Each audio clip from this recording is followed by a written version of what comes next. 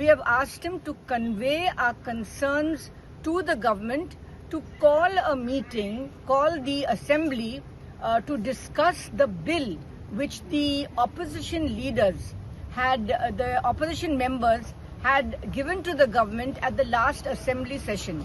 That session was cut short by 10 days. The bill was not discussed. Just saying that you will impose big fines on people is not going to solve the issue, because big builders are ready to pay big fines. After all, they will make bigger money out of it.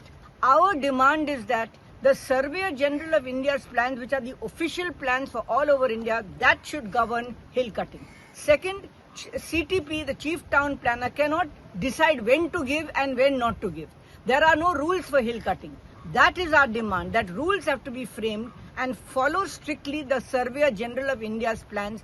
Don't let private engineers, architects, builders bring plans, and on the basis of those plans you grant.